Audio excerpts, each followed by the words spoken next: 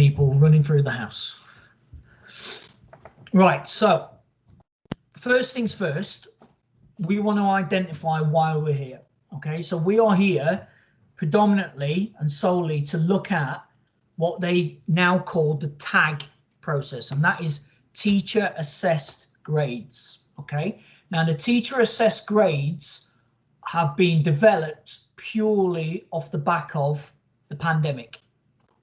Okay, and this pandemic, the influence that it has had in particular on endpoint summative exams. So whoever is going to be going into an exam at the end of a long duration or a period of learning, such as GCSEs, A levels, ASA levels. Okay, so because of that, they have taken on board the fact that a lot of people have not been able to receive the same caliber standard of learning, or have not been able to access all of their learning against a specification or a criteria.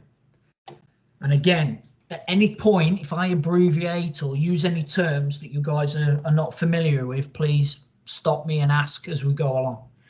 So because of that, what they're saying is it's not fit and it's not right to include a young person to sit an exam fully without it being known that they have achieved learning in all of their content. So because of that, we need to be able to provide, as teachers, their end summative grade. Okay, are we happy with that? Cool. So we have a policy that's been sent out to us. You could almost, it's nearly a white paper, and it's been sent out from an organisation called the JCQ, and that stands for the Joint Council of Qualifications. Okay, what that does is it oversees the content of qualifications, the assessment against that, and maintains the level standard nationally. Okay, so really important kind of organisation that is an arm of the government to enforce these qualifications. The reason we need that, qualifications are funded, and a lot of the time, 90% of the time, it's taxpayers' money that is being used to allow access to these qualifications, ultimately to progress somebody in their career. Okay, so because of that, they wrote, I think it was 60 odd pages of guidance into a policy. They've then given us a template, and they've offered a template for us to use, and that template is what you can see here on this page. Okay, with this, I'm not going to read it word for word to you because it's quite stale. Do you know what I mean? It's very kind of matter of fact, but it's open towards its content. What it does is it looks at the intent of why we're doing what we're doing, how we're going to implement what we need to do to make sure that the impact for our candidates is not only fair, but it can be justified and evidenced. And that is really, really important. These 3 documents, guys, are in the chat. Okay, so I've already included them, uploaded them, and attached them to this chat already. They're saved centrally on the network, which, what do we call it again, Charlie? SharePoint, I think it is. They're saved on the SharePoint already as well. And I think that I've attached it to this invite for people just to have a quick look at beforehand. So this policy, I make no qualms about this. It's an adapted template purely because we want to make sure we're using the right language, the language we're going to get judged against in August if we get or when we get verified, externally verified. Okay. Any questions about that policy that sits there? So this policy is overarching, guys. It sits above all of ours, whether you're in service area 1 or service area 2, or even if we've got some sort of private GCSEs coming in, which I don't think we have we? No, that's cool. Okay, so moving on then quite quickly, we then have the more important part of this, which is the process. Okay, so as always, we want to make sure that managers, ourselves, and people on the front line, the most important people, understand what to do, when to do it, how to do it, and why. And this is the most important bit, okay? We are going to walk through this, so apologies if it's a little bit boring, but for obvious reasons, we need to make sure that we identify every bullet point. Right at the very start, you can see here that we've identified a link, and there are several links in this document throughout, okay? When you have access to this, you will be able to directly go to the JCQ documentation that is there in order to support you further. So if you find yourself with a question or a query, okay, about what is on this process, it is because it has come directly from this 54-page document. But what we have done, myself and Jenna, is we have met and turned it into a more SSG kind of a reality. Okay. Nice and simple. 5 steps of this process as we go through it. The first one, consider what has been taught. If there's one thing that you take away from this conversation that we're having here, is that we need to understand and accurately be able to say what has been taught, what has been learnt. Okay. In order to do that, we can then assess that learning. Okay. Once we have that, we can see where the gaps are in learning. Okay. Where the gaps are because of lockdown, that certain subjects may or may not have been taught. And then we can start to identify where we would fill in that learning up to and including June 18th, is it, Jen, I think? Basically, the middling of June. At that point, anything that hasn't been delivered or learnt, we need to be able to justify why, okay? And then we can then put a case forward for predicted grades.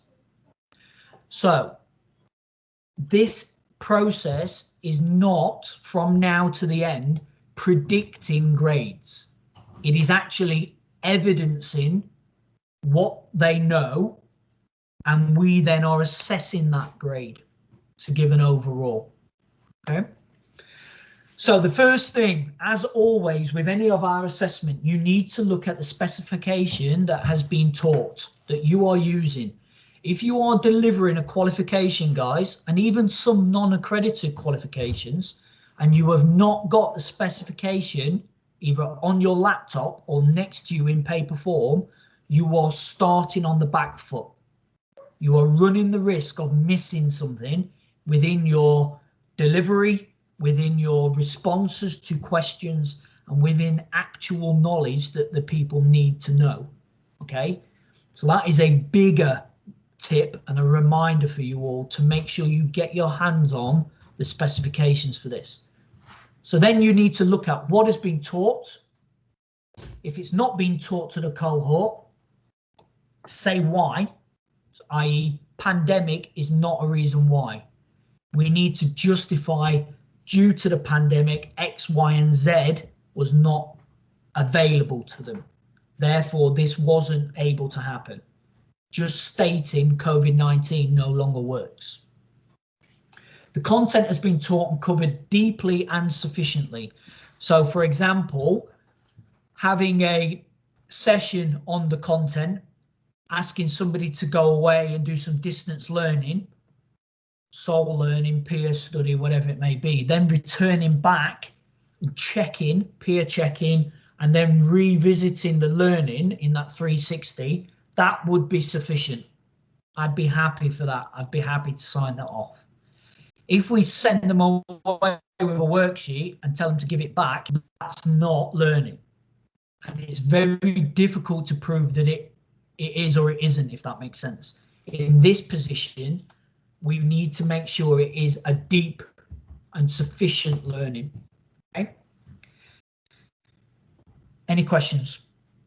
This is the most important bit. Okay. We can only make judgments on evidence, okay, that has been taught. So this is really important for our maths and English GCSE girls. They have had delivery. They should be keeping on delivery right up to the end point. If they have not, we need to get that in motion quickly. Step 2, we would need to collect the evidence.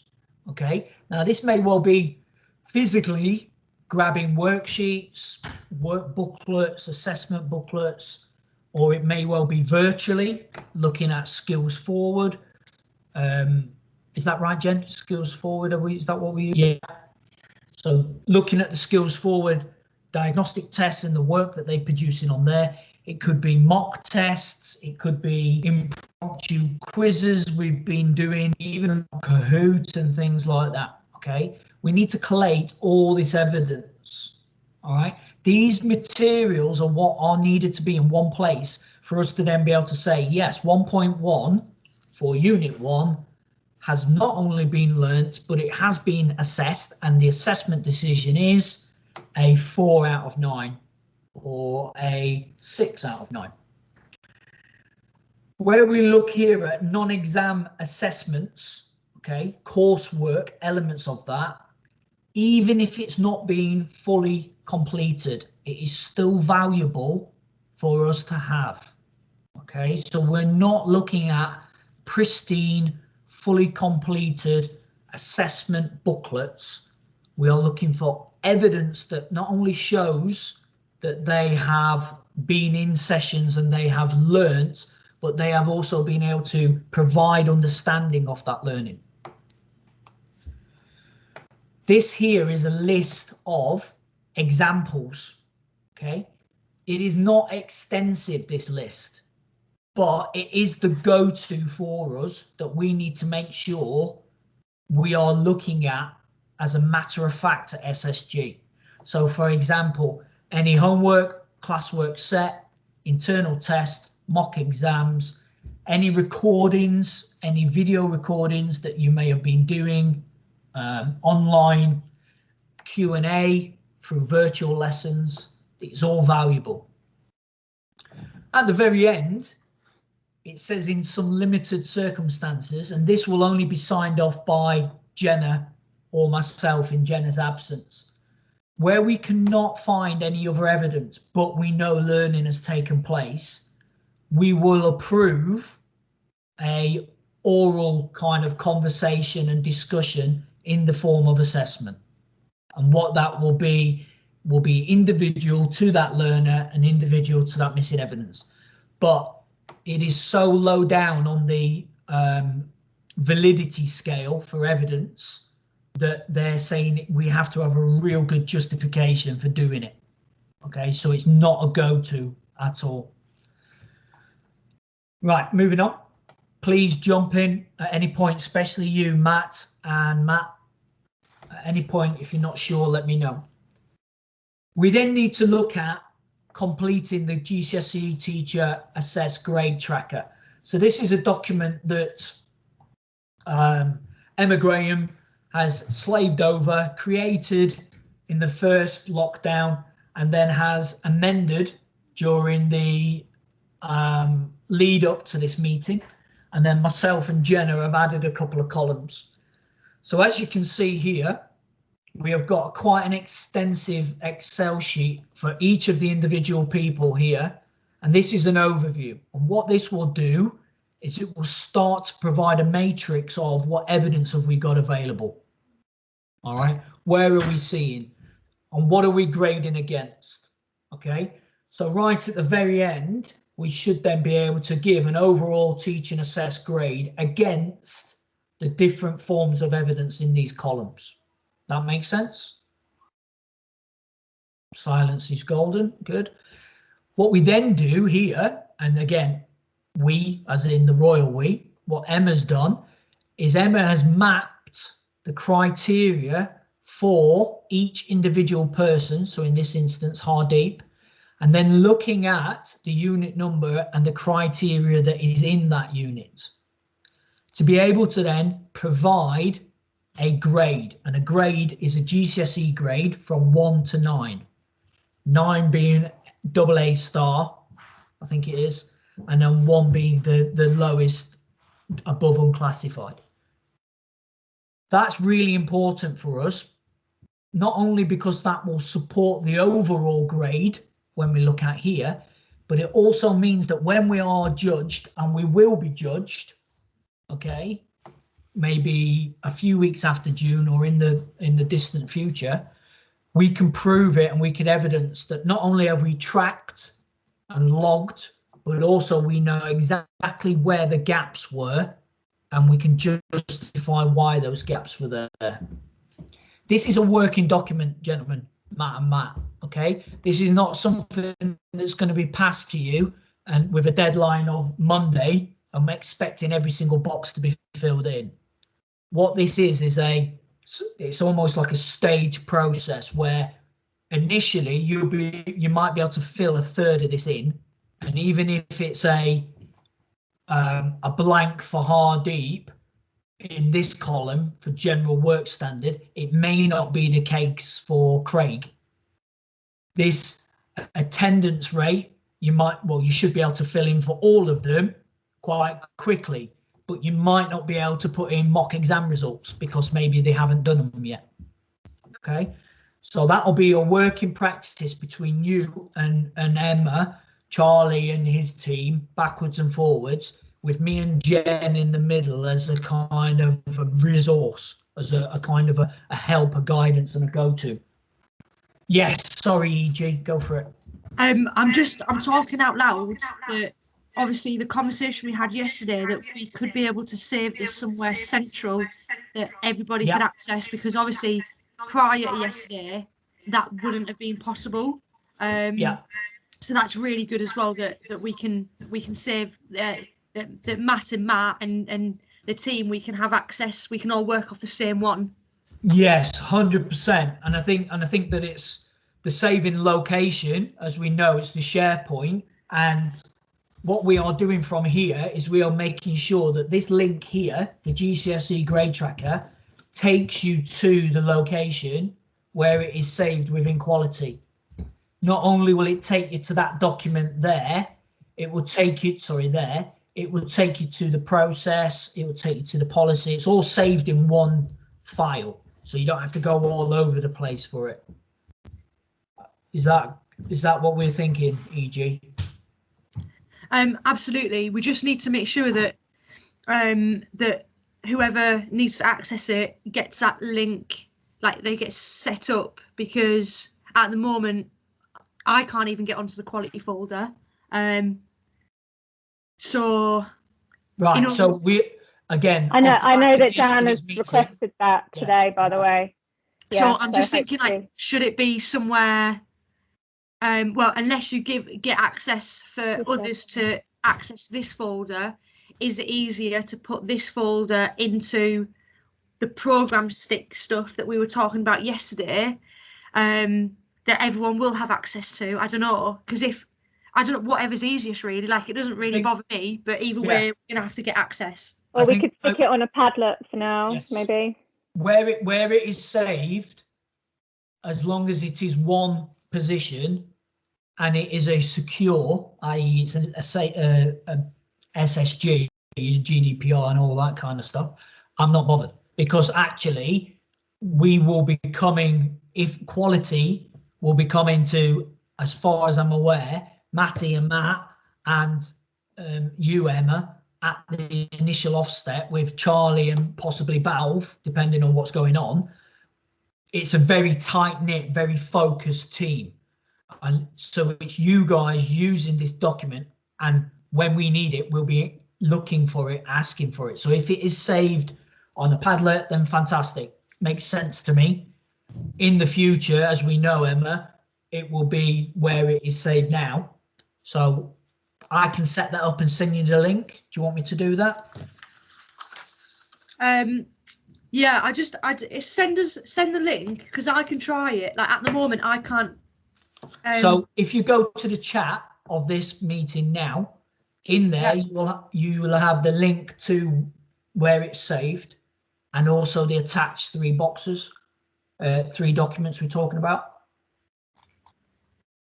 It's not in the chat, but you sent it in the email, didn't you, as well? Apologies then, I thought I did this earlier. Sorry, let me just double check. I found the email, sorry, I've got the link now. I'm just going to try You've got the it. link. Danny? Yes, Matt. Sorry, just looking at the document, like based at area 1 anyway, I'm not sure if it would be the same for area 2, but Matty and myself, we're sort of splitting the English and maths GCSEs, like we're both taking them at least once a week. Okay. Do we think with that document that it can like get sent over to one of us or Emma, and we can just sit down, like when we submit maybe on a Thursday, we can just, like, instead of maybe a tracker or something, we can do that every week, just amend it, because we're teaching every single GCSE student at least once a week between us, so that can be updated with what we're delivering, and then we could probably backdate a couple of months as well. Yeah, what to be honest with you, whatever works for you within this kind of process. So yes is the short answer. Like I say, I think that a cup of tea and a conversation between yourselves, being able to talk around with the rest of your team, Matty, to be able to fill it in about an historic and about looking backwards, doing that quite quickly is good.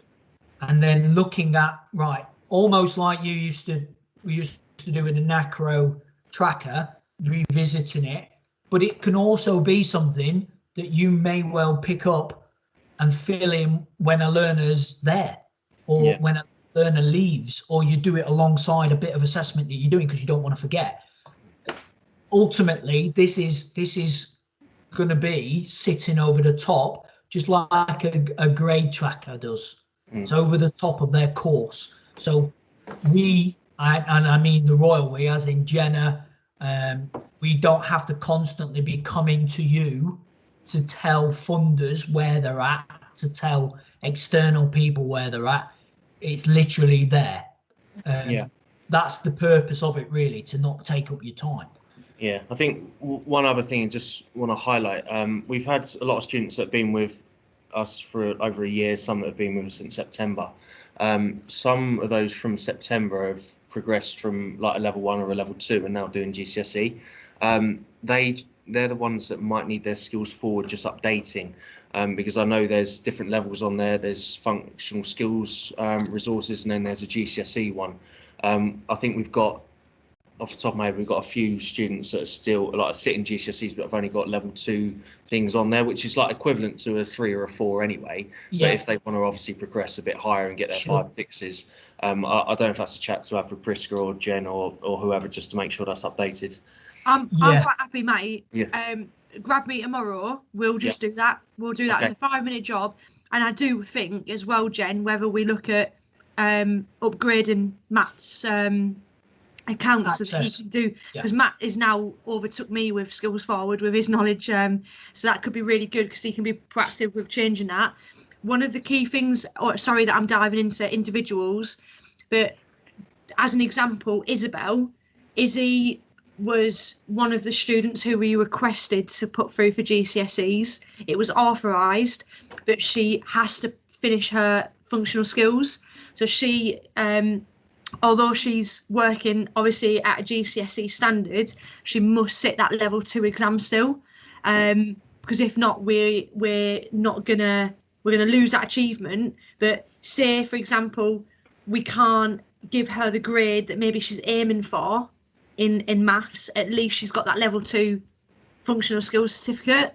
So it's really important, and you know this anyway, Matty, so sorry that I'm probably repeating stuff, but anyone that is on GCSEs that we requested but has outstanding functional skills, we've got to get done, and I think that Izzy is the only one left now, so we are really close. That's good to know that that you're on that, because you're right, and that is a yesterday job. So put that right at the top of your list, and I'm sure it already is, having you just said that you've only got one left to do. She's so motivated as well. Like, if we passed her exam, she would do it this week. And she, she spoke to me about the fact that she's been doing independent learning away for SSG. So I think we sit her, we get it done, and then she can purely focus on the GCSEs, because if not, it's just going to make our lives even harder trying to evidence their GCSE work, but also trying to get her to sit a functional skills exam. It's going to be so difficult. Yeah, we're not going to shout about that situation. We're just going to get that done at EG. Because again, we've applied for her to do that in the kind of acknowledgement that she is of the standard, I would imagine. Yes. Yeah. And she is. Prove. Oh yeah, brilliant. I'm sure she is. You wouldn't have done it if she wasn't.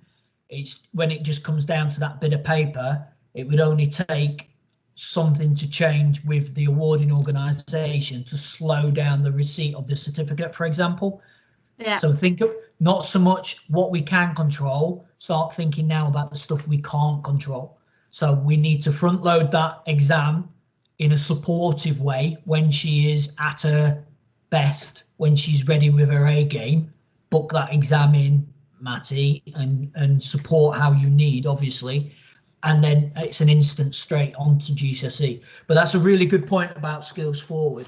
I'll leave that with you guys. Totally agree with empowering. It's pointless putting barriers between Matty and a tool that he's using. So yeah, if you probably liaise with Jen and Priska on that if needs be, Emma. Okay, just coming back. I'll just go back to what Emma said. I'll change Matty's position on there to make him an admin, and so you'll be able to do it all yourself. Fantastic. Can you also change him to being the boss as well, please? That'd be really good. Yeah. Head of centre would be fantastic.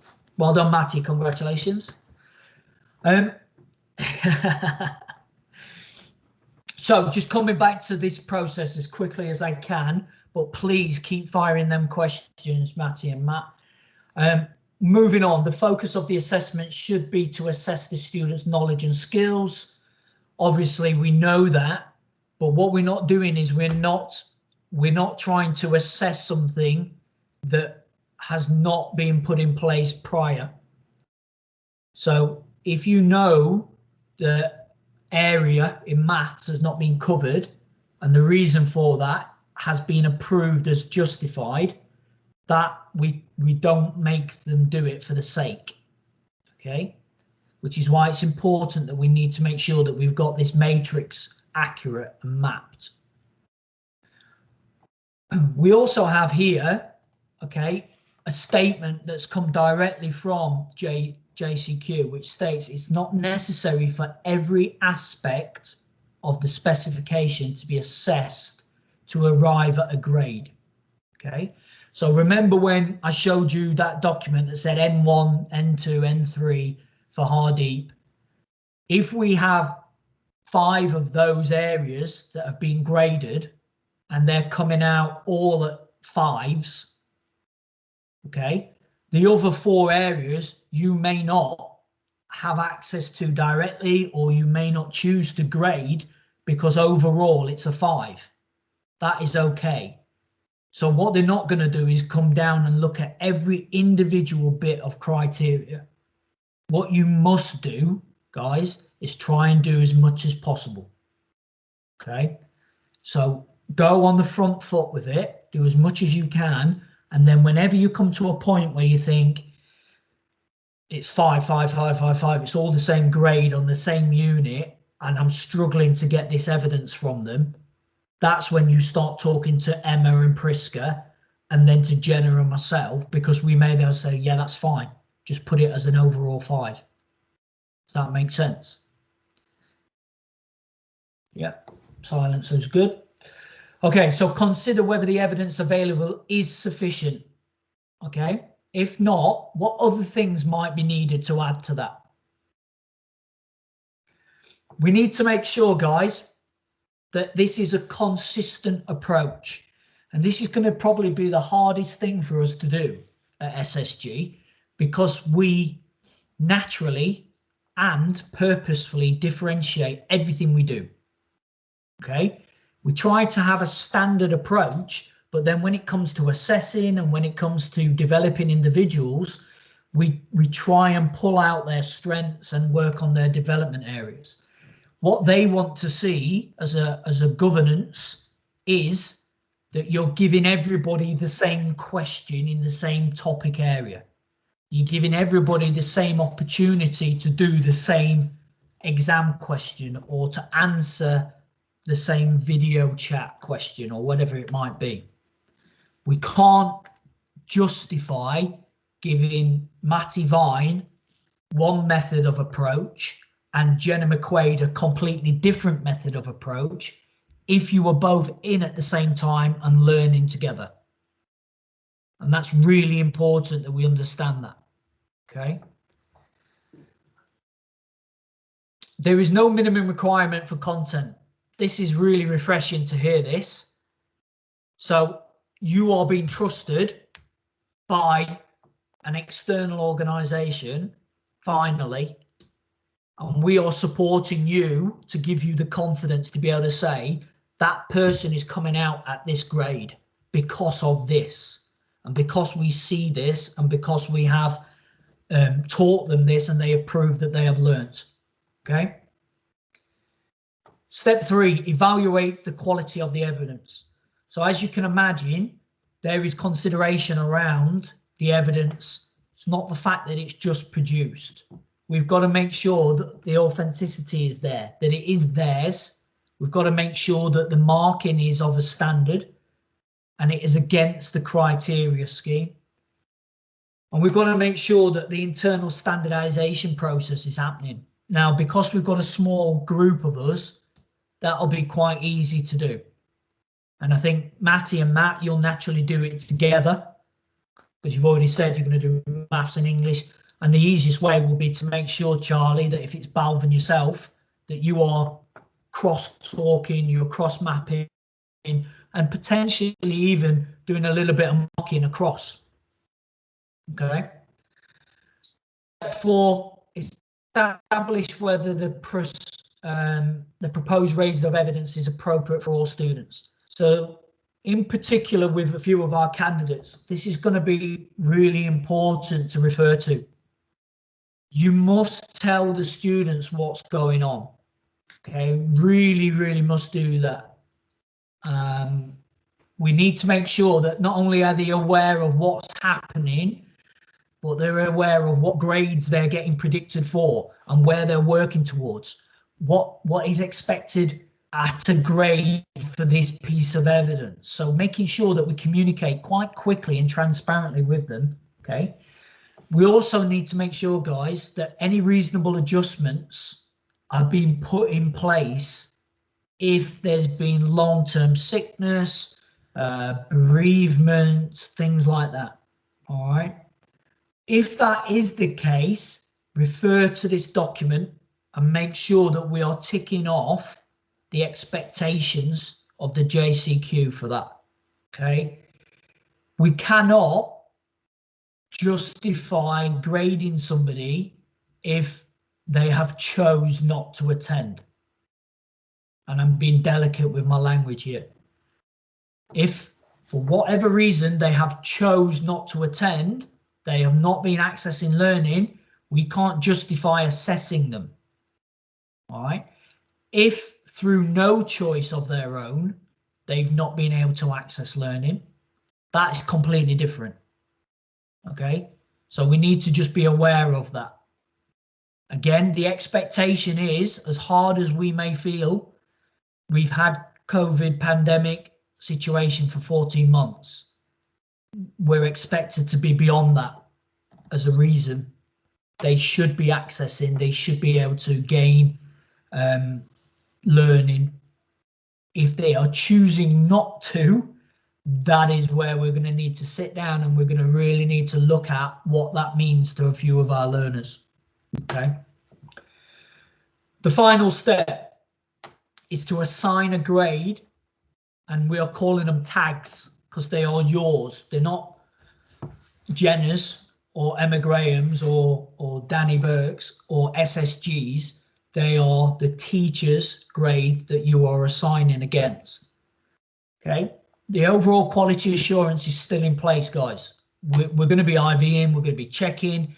Priska's going to be on board, supporting as much as she can, as we all will be, like we did last time. Okay. That is to reassure you and give you your confidence, not because we don't trust you in your marking. Okay, we do, we back you. We just want to make sure that when they call, like they did last time, guys, you're not even needed to be bothered. Okay, because before they get past me or Jen, we've already got the evidence, we've provided it, and they're happy with it. Okay. Grades should be based on holistical objective judgments, okay, and the performance against content. Again, all the way through this, what has been taught. We cannot assess, we cannot give a judgment against things, and we cannot just make it up. All right. So where we see gaps, that's when you're going to come back to Emma, Priska, and myself, and we're going to look at, right, so what is our now action plan? Consider the quality of work, and this is really good. They've actually provided some examples, and within the examples, they have given what they would grade in a hypothetical situation. And this is a definite click on and have a look. Okay, so it's in the document, click it there, take 5-10 minutes out, Charlie, Balv, and then Matty and Matt, when it loads up, take a few minutes out and to check these examples that come through here. I'm not going to wait for it to load, but it clicks in here and it gives you the examples on there.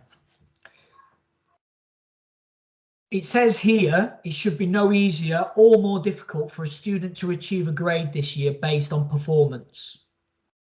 So if we think, what was the young lady's name we mentioned earlier? Isabel, was it? If we think Isabel is not only capable of, but she's working towards and actually deserves a 6, then that's what we are going to evidence that she can achieve is a 6. If we think that, but she is not producing the evidence, that is when we cannot justify it. Okay? If there is that case, and we are literally banging our heads against the wall, bring it in. Myself, Jen, will involve you guys in, and we will put a case study in to the awarding organisation, and we have access to meetings with them to specifically talk about that kind of stuff, where you may not be able to prove it, but in your professional opinion and proof of the pudding is, this year hadn't happened the way it was, they would have done a 6. We can look at that. But again, it's very isolated, very, very isolated. Extinguishing circumstances, I think it's called. Just bearing in mind as well that they will look at what grades we've had previously. Yeah. That will be a massive indicator. So if we suddenly turn around this year and go, everyone's got 8s and 9s, they're going to be all over us because we've not had those grades previously. No, we haven't. But again, that doesn't mean people should be disadvantaged, because if there is someone this year that stands out, then make sure they get the opportunity. Yeah, 100%. So what I've done now is I've thought, well, if I was sat in your shoes, great, I've got all this, but you're just talking at me. Just tell me what I need to do. Let me get going with it. So this visual process now is an overview of what that is for you guys.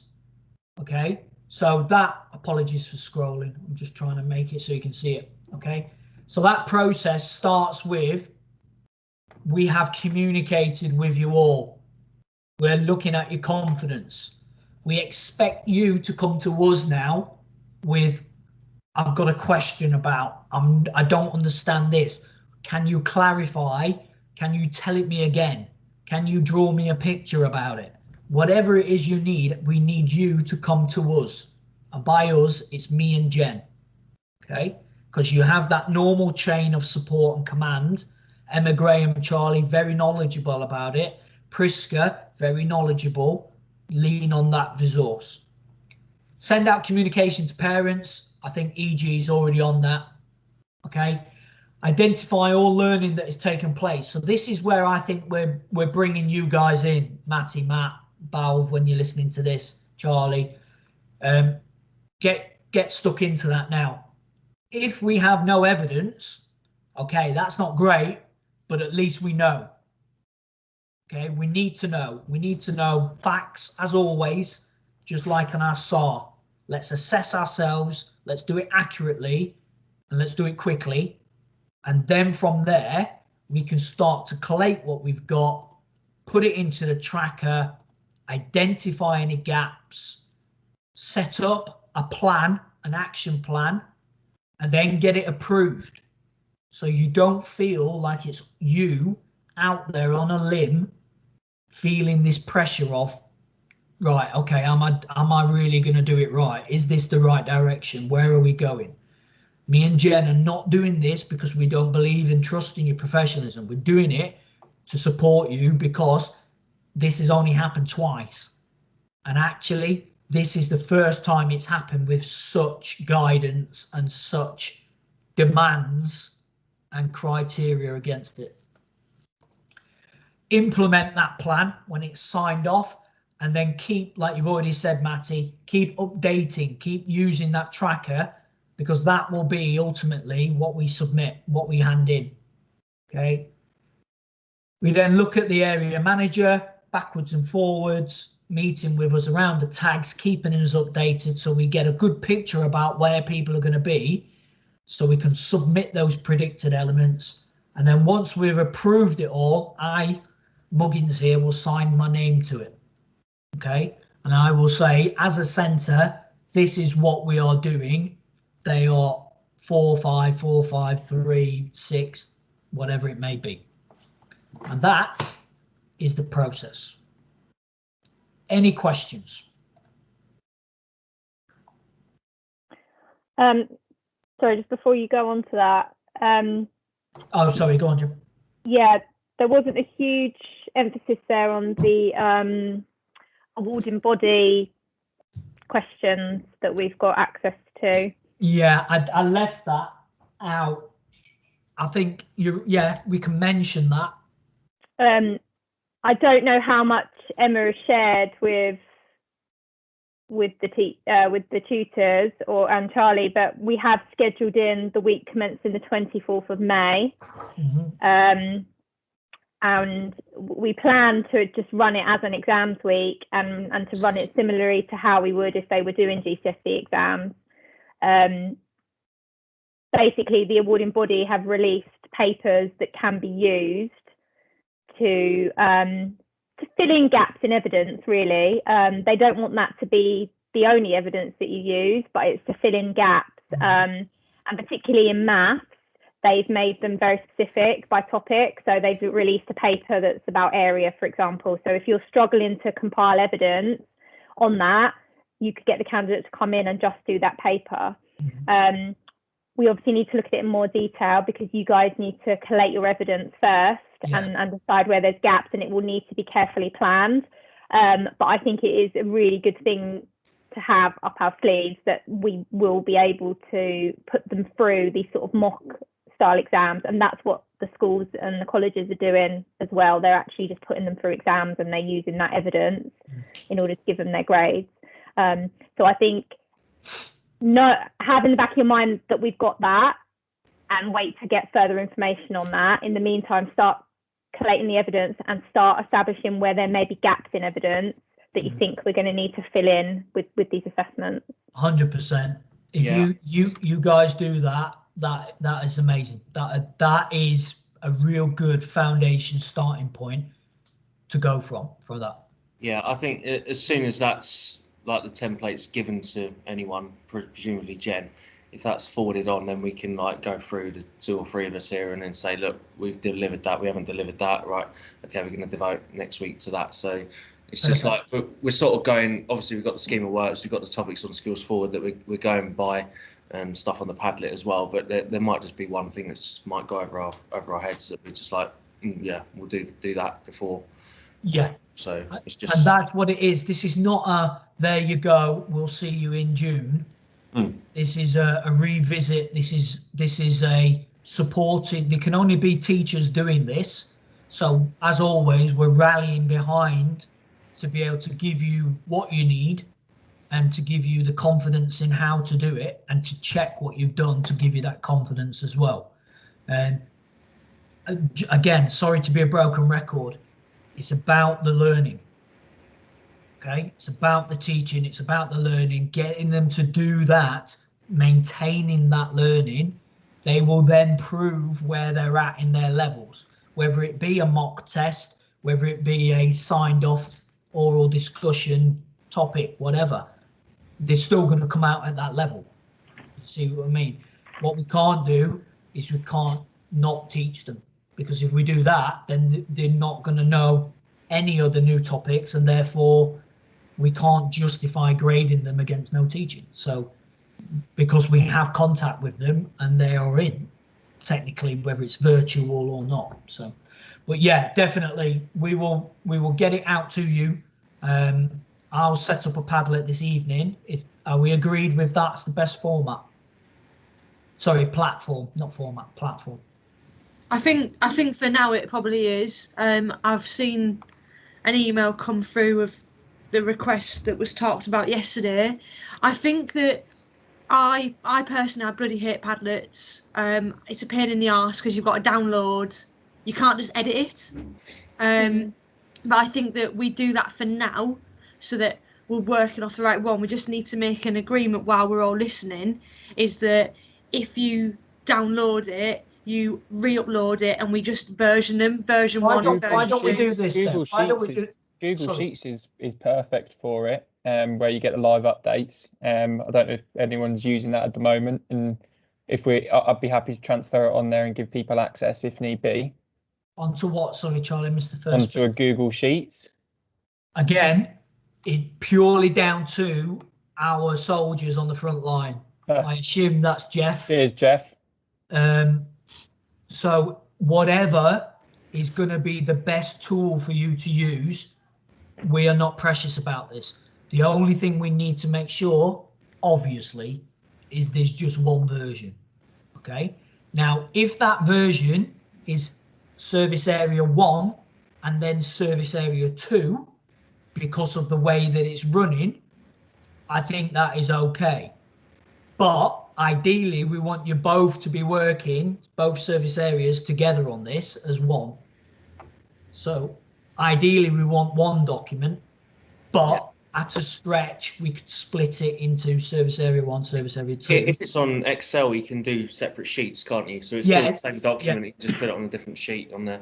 Yeah, I'm thinking more about it being open and working at the same time, if that makes sense. Charlie, I don't normally do this, but can I leave that with you then to lead on that rather than myself, because my knowledge is not great on what's happening on the front line with this. So in the chat you'll see 3 documents that are there.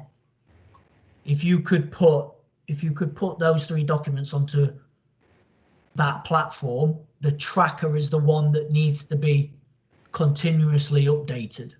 I will absolutely do that. I'll send it across to everyone. What I am just conscious of is the amount of learners in area 1 in comparison to area 2. So it needs to work. It does need to work more for area 1 tutors. So if you look at it, for what I send through, and you want to tell me to do one because you don't want to use it that way, please do that. And then we can put it on something different, because it obviously has to work for everyone for sure.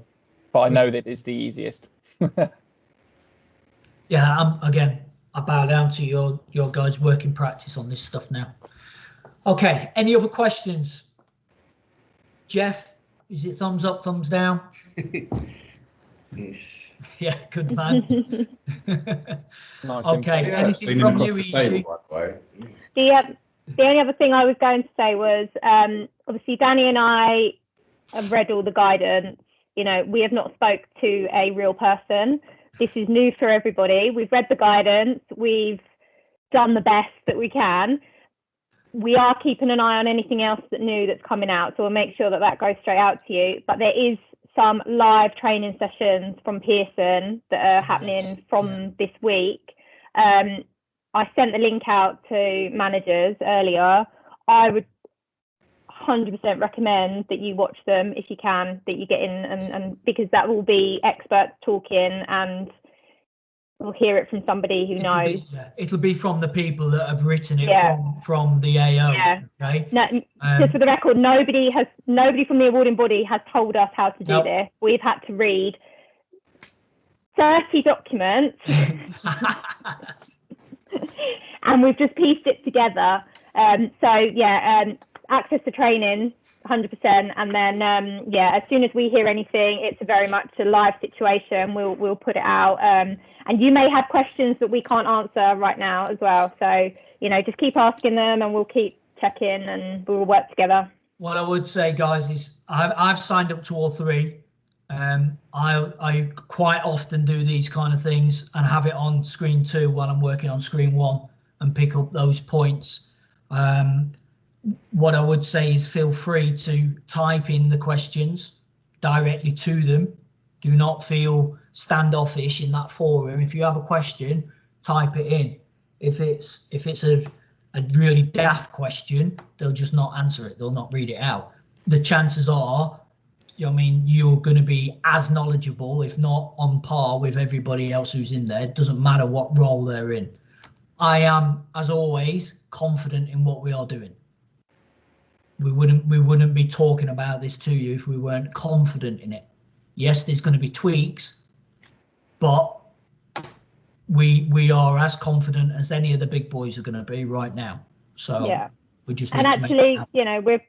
We may even be better organised than a lot of them are, because we've got a smaller cohort, so we're quite lucky. Because we read 40 documents. Yeah, I did. 40. The only other thing I'd say is that we've condensed the information to make it easier, but these are published documents. So if you want to go and look, all you need to do is type in Edexcel tag, and everything will come up, and you can go and read as much as you like. And there are all sorts of documents on there. So if you want to do that, feel free. We just didn't want to give you all of those documents and scare you. So I'll leave that with you. We'll quiz Charlie on it. It'll be all right. Yeah. I'll revise tonight. Danny, can I borrow you for 2 ticks afterwards, if that's all right? Of course, yeah. I'm going to stop recording now. I'm aware as well that we've run over, so I appreciate your time.